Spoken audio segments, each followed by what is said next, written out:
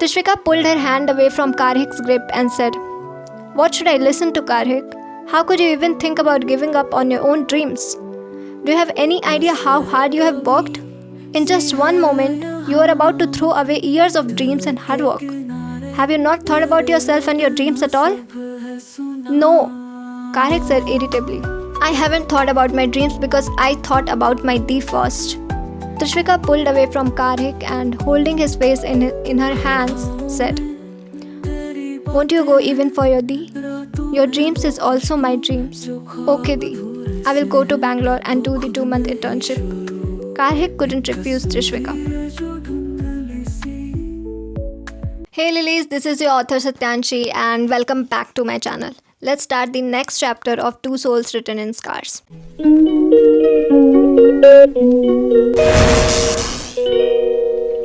The next morning, Trishvika opened her eyes. Glancing at the clock, she saw it was 7 in the morning. She gathered her hair and tied it into a bun. Then she walked out of her room and onto the balcony. The sun had risen and a gentle light had spread all around. The cool morning breeze was touching Trishvika's cheek and she felt somewhat better after many days. As she looked around, her gaze fell on a park a short distance away. She saw some people exercising, elderly folks strolling, and children playing. And then her eyes got fixed on one spot. She saw a woman teaching her small child to walk. The child managed only a few steps before stumbling into the woman's arms. Every time the child fell, he laughed heartily. Her mother laughed too. Seeing this, Trishvika's hand instinctively went to her belly.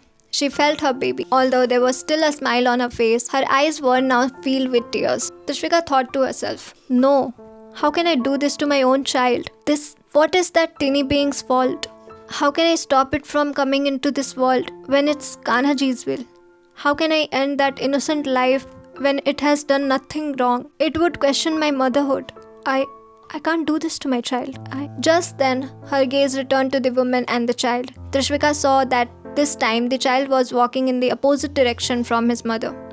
After taking a few steps, the child lost his balance again. Trishvika panicked, fearing the child might fall. But she saw that before he could fall, a man picked him up in his arms. The man tossed the child into the air and the child laughed heartily. Then, taking him back into his arms, the man showered kisses on the child's cheek. Trishvika realized that this man must be the child's father. With tears in her eyes, Trishvika watched the happy family laughing together, a happiness that perhaps was not meant for her. A few drops of tears rolled down her cheek. Trishvika quickly wiped the tears away and went back to her room. She abruptly closed the curtains and once again placed her hand on her belly. Then she went to the washroom. A little later, in the dining area, Abhigyanji asked, "Where are Karhik and Ashwi?" "Karhik will be ready and come for college soon. And you know Ashwi, she rarely comes out of her room these days. She has to be served breakfast, lunch and dinner in her room." Umikaji replied while serving breakfast to Abhigyanji. Abhigyanji said, "Hello everyone, good morning." A cheerful voice echoed in the dining area. Umikaji and Abhigyanji's attention turned to the stairs. They saw Trishvika coming downstairs. After many days, Trishvika looked happy. Abhigyanji said, "Ashwi, good morning dear. Come, let's have breakfast together today." "Yeah, Dad," Trishvika said and sat next to Umikaji at the dining table. Umikaji served breakfast on her plate and said, "Good to see you, Ashwi. It's about time you joined us for breakfast. How long will you stay in that room?" "Yeah, Mom," Trishvika replied with a smile. Just then, Karhik also came into the dining area. He put his bag on the sofa and sat at the dining table saying, "Wow, it reminds me of our old days when I was in school and Ashwidi was in college. We used to have breakfast like this. It's been so long since this moment was recreated." Everyone smiled at his words. Abhigyanji asked, "Karhik, what about your internship? Have the results come in?" Hearing this question, Karhik's smile vanished. Trishvika noticed the change in his expressions but remained silent. She wanted to see how Karhik would respond to the question. Karhik hesitated and said, No, Dad. The result haven't come in yet." "Yeah, it will come soon," Abhigyanji said while having breakfast. Trishvika felt angry hearing Karhik's answer. She wanted to give him a good slap to get him back on the track. But at the same time, she was quite emotional because her brother was doing all this for her. Just then, Abhigyanji's voice reached her ears. "Ashwi, what have you decided, beta?" Huh? What about what, Dad? Trishvika was a bit taken aback by the sudden question. Abhigyanji said, Beta, about joining the office. When your mom told me yesterday that you want to do an MBA and join the office, I was very happy. But then I thought, why do an MBA? I will teach my daughter everything myself. You can join the office. Trishvika thought for a moment and said, Yeah, Dad, I was also thinking of joining the office. Wow, great. You have made the right decision, Ashwidi, Karik said happily. Trishvika simply nodded in agreement. Karhik stood up from the table and said, Well, I'm done. You all eat. I'm heading to college. Karik, finish your breakfast before you go. This is your daily routine. Umika ji scolded him.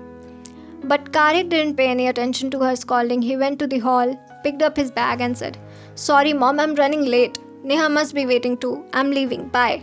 And Karik left. Since Abhigyanji had also finished his breakfast, he got up from the table and said, I'm heading out too, Umika. Are you coming to the office today? Yes, maybe. Umika ji replied. Abhigyanji picked up his coat and said, Alright, I'm taking my car. Dad? Trishvika stopped Abhigyanji as he was leaving. Abhigyanji paused and said, Yes, Ashwi?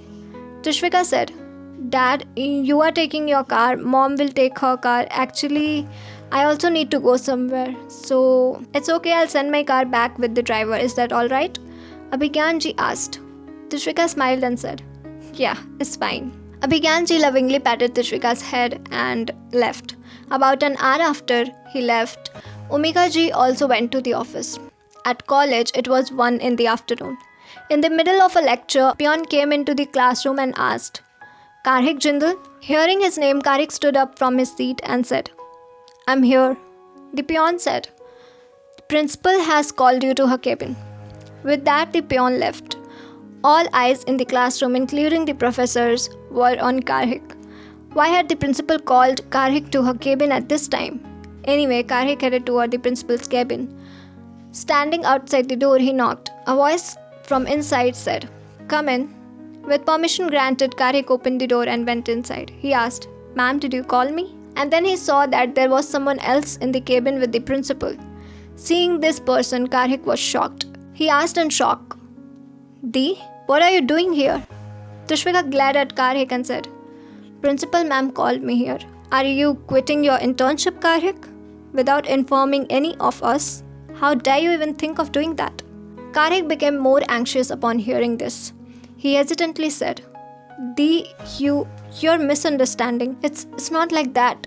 I just don't like that company. The principal said, Trishvika, that company is one of the biggest companies. And Karhik's internship there would take his career to new heights. Students work hard to get internships there. And this boy is rejecting the company. You are his family member. I thought it was right to inform you. Now you talk to him. Don't worry, ma'am. Karhik will definitely join that company as an intern. That's my promise to you. Trishvika said. But Dee, I don't... Karhik tried to say again. But Trishvika cut him off and said, Karhik, shut up. You'll do exactly as I say.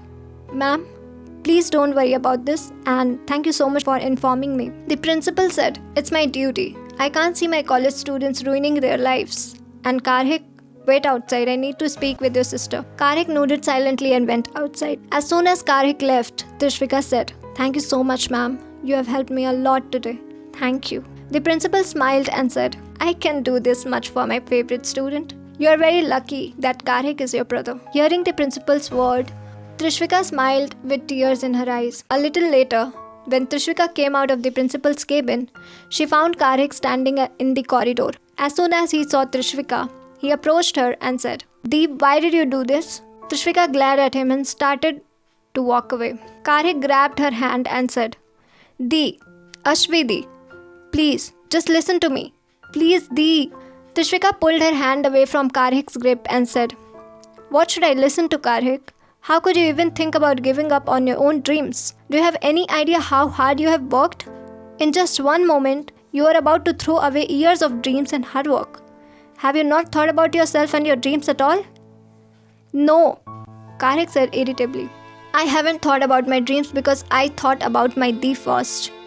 Seeing his condition, tears immediately welled up in Trishvika's eyes. She stepped forward and hugged Karhik. Karhik also had tears in his eyes. He nestled into Trishvika's arms like a small child. Trishvika stroked Karik's head and said, Karik, I understand your emotions, but you can't ruin your future for me, mera bacha. Karik with a choked voice said, No, Di, I won't go to Bangalore. I won't leave you alone right now. My future will still be bright here. I won't leave you, Di. I won't go. Trishvika pulled away from Karhik and, holding his face in her hands, said, Won't you go even for your Di? Your dreams is also my dreams. Karhik, for me, to fulfill my dream, you will go to Bangalore.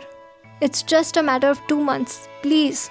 Seeing the hope in Trishvika's eyes, Karhik felt a pang in his heart. He couldn't break the hope shining in those eyes. Karhik's lips only managed to say, Di. Please, Karhik, please. Trishvika hugged Karhik again and said, I can't bear this. I can't see your dreams breaking. Please agree. Okay, Di. I will go to Bangalore and do the 2-month internship. Karhik couldn't refuse Trishvika. Trishvika pulled away, and the tears that had been held back now began to roll down her cheeks. Karhik wiped the tears and said, Di, why are you crying now? I'm ready to go to Bangalore. I'm crying seeing that my little brother has grown up so much that he was going to make such a big sacrifice for me without even telling me, Trishvika said, touching Karhik's face. Karik didn't say anything. He lowered his head and softly said, I'm sorry, Ashvidi. I love you.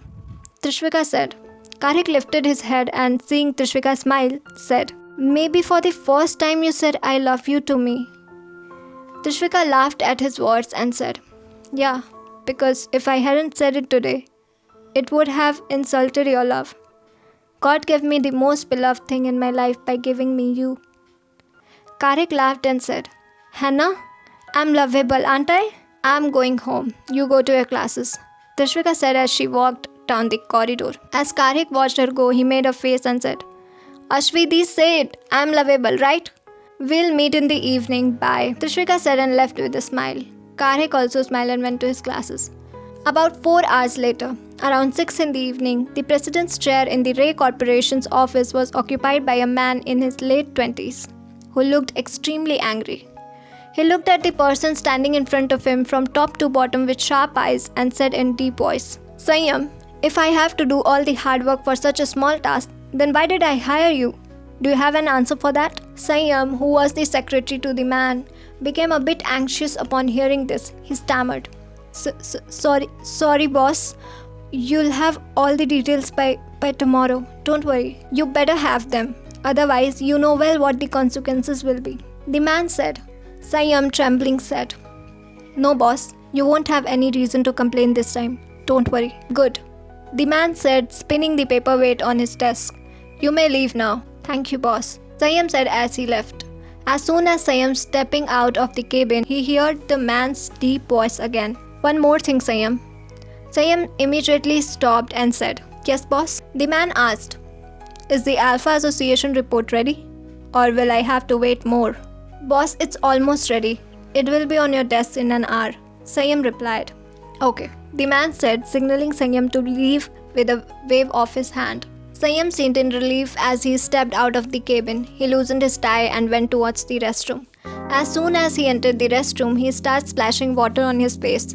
He washed his face until he started feeling a bit better. As he was taking deep breaths, he heard a girl's voice. What happened, darling? Did you get scolded by the boss again? Sanyam looked around and saw a very beautiful girl standing at the restroom door. Sanyam could only manage to say, You? The girl immediately locked the restroom door from inside and approached Sanyam. Seeing this, Sanyam said in shock, Shravya, what are you doing? If someone sees us, it will be a problem. Ignoring Sanyam's words, Shravya pulled him towards her in one swift motion. Sanyam felt Shravya's soft lips on his lips. He couldn't resist Shravya and started reciprocating her kiss. The kiss deepened and Shravya was completely lost in Sanyam. But suddenly, Sanyam pulled his lips away from Shravya's. Shravya didn't understand this sudden move. Sanyam, distancing himself, said, Last night, because of you, I couldn't complete an important task given by boss. And that's why I'm barely escaping today. Not anymore. I need to complete all the tasks given by boss first. I'm sorry, we'll meet tonight. And Sanyam left. Shravya watched him leave with a frown and said angrily, This Akshat Purushottam will never let any employee's love story progress. Oh, 2 days later, Abhigyanji's voice echoed throughout the hall. Ashvi, hurry up beta, we are getting late. Ashvi. Trishvika hurriedly came down the stairs saying, yeah dad, just 2 minutes. Trishvika's attention was focused on wearing her watch. On the last few stairs, her foot slipped. Seeing Trishvika lose her balance, Abhigyanji from the hall and Omikaji from the dining area both let out a scream. Ashvi! But before she could fall or get seriously injured, Karik caught her. For a moment, Trishvika's breath stopped. If she had fallen today, her baby, something could have happened to her baby. For the first time, she felt scared for her baby. Just as she was thinking this, Karik's voice reached her ears. Dee, are you okay? Is your foot hurting? Trishvika came to her senses. She shook her head and said, No, I'm okay. Omikaji had arrived by then. She said, where was your attention, Ashvi? What if something had happened? Trishvika's eyes kept going back to those stairs and her hand was on her belly. She said in a confused state, my foot, the stairs, Abhigyanji interrupted. It's okay. Nothing major happened. Everything is fine. Okay? Ashvi, if you're okay, shall we go? Yeah, Dad. Trishvika replied. Omikaji said, she hasn't had breakfast yet. Wait a bit, have something, Ashvi. Maybe it happened due to weakness. No, Omika, we are very late. Today is Ashvi's first day at the office, and don't worry. Ashvi will eat something on the way. Abhigyanji said, picking up a file and his coat. Trishvika also said, yeah, Mom, don't worry, I'll eat something. Bye-bye. Bye, Karhik. Bye, beta. Omikaji said, all the best. Bye, Dee. Take care. Karik said as he headed towards the dining area. Trishvika said as she left, thank you and take care too. Say hello to Neha for me. Sure, Karhik said. Omikaji served breakfast on his plate and said, come on, have breakfast. Then you go to the college too. Karik said and began his breakfast. A while later, Trishvika had reached the office with Abhigyanji. Although she had visited this office many times before, it was always for functions or events as she was the Jindal's daughter. But today was the first time she was coming here to work, to understand the office things and handle them. So it felt a bit strange to her. Also, she was feeling quite nervous. Abhigyanji told his assistant Nakul, show Ashvi her cabin and handle any problems that arise. Yes, sir. Nakul responded. As Abhigyanji was heading towards his cabin, Nakul stopped him and said, Sir, there was a call from Ray Corporation. I'll take care of it. Abhigyanji interrupted and continued towards his cabin. Dad, Trishvika tried to say something, but Abhigyanji had already gone into his cabin. Seeing him ignore her, Trishvika took a deep breath. Nakul said, come this way, ma'am. Nakul then led Trishvika to her cabin. He said, ma'am, if you need anything, you can call me. Thank you, Nakul. Trishvika replied and moved towards her chair. Nakul left and Trishvika took a good look at her cabin. The entire cabin was decorated in a blue and white theme. There was a glass window on the side of a desk, offering a lovely view. Trishvika's eyes fell on some files on her desk. She picked up one file and started reading them. Sunshine Group. She opened the file and began reading. After about 2 pages, she took a deep breath and said to herself, I don't understand anything. Then after a moment's thought, she said, but I have to understand. I need to learn all this quickly.